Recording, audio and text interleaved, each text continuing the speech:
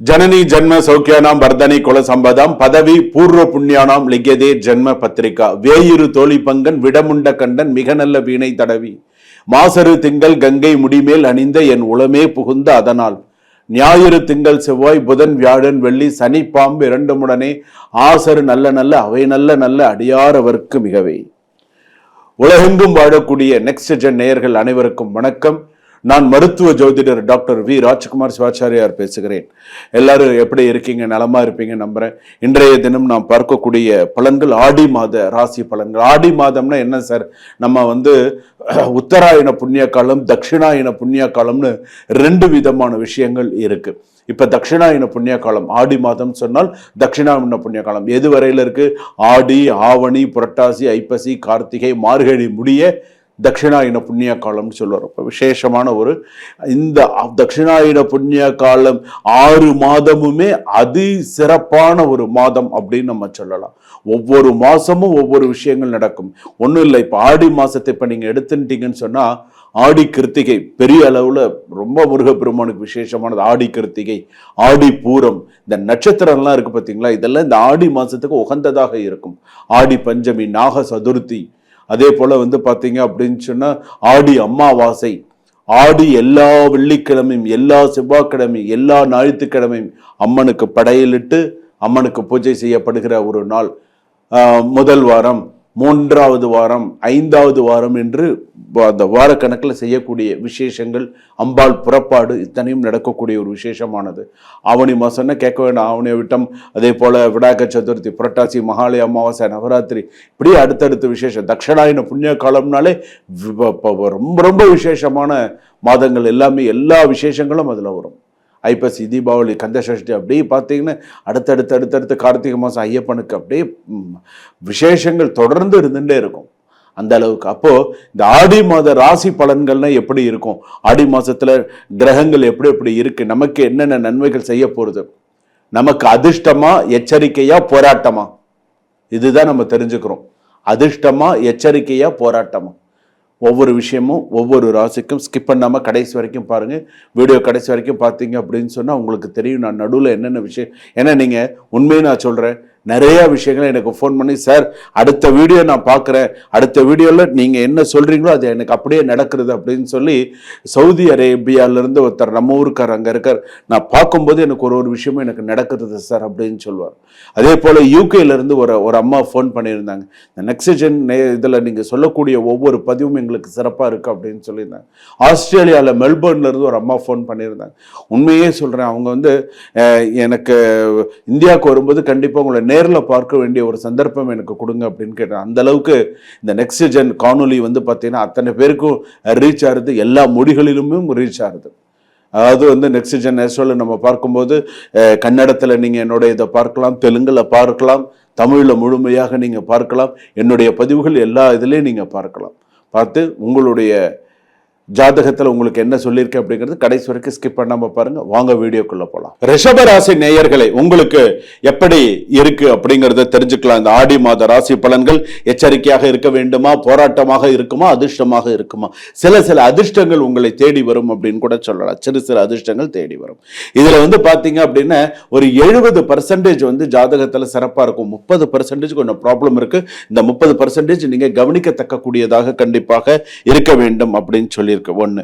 அதுலயே பாத்தீங்க அப்படின்னு சொன்னா வேலை வாய்ப்பு முதல்ல அதை எடுத்து புதிய பொறுப்புகள் கிடைக்கும், புதிய பொறுப்புகள், புதிய விஷயங்கள்லாம் கிடைக்கும். வேலை செய்யும் இடத்தில் அதிக பொறாமைகள், அதிக பிரச்சனைகள் இருக்கும். சின்ன விஷயத்துக்கெல்லாம் கூட நீங்க சொல்ற வேலையை செய்ய மாட்டான், வேணும்னே கெட்ட பேர் உண்டு பண்றதுக்குன்னு முயற்சி பண்ணுவான், உங்களை வேலையை விட்டு எடுக்கிறதுக்கு முயற்சி பண்ணுவான். உயர் அதிகாரிகளால் என்ன இந்த மாதிரிலாம் நடக்குது அப்படிங்கிற மாதிரியான ஒரு அவப்பெயர் வரத்துக்கான வாய்ப்புகள்லாம் வரும். கொஞ்சம் கவனமா இருங்க. அதே போல பாத்தீங்க அப்படின்னு சொன்னா ஒரு சம்பள உயர்வு போற சில நல்ல தகவல்கள் அலுவலகத்தின் மூலமாக கிடைக்கக்கூடிய வாய்ப்புகள் உண்டு. அதே போல பார்த்தீங்கன்னா நிரந்தர நியாயமான முயற்சிகளில் அரசாங்க வேலையில் ஈடுபட்டவர்களுக்கு நல்ல முன்னேற்றம் ஏற்படும். அனுபவம் உள்ளவர்களின் ஆலோசனை வெற்றிக்கு உதவும் அப்படின்னு சொல்லியிருக்கு. சில ரிஷபராசி நேயர்கள், நான் அரசாங்க உத்தியோகத்தில் இருக்கீங்க அப்படின்னு சொன்னா இடமாற்றம் வருவதற்கான, ஊர் மாற்றம் வருவதற்கான வாய்ப்புகள் இருக்கு. ஏற்கனவே கொஞ்சம் பிரச்சனைகள் இருக்கு.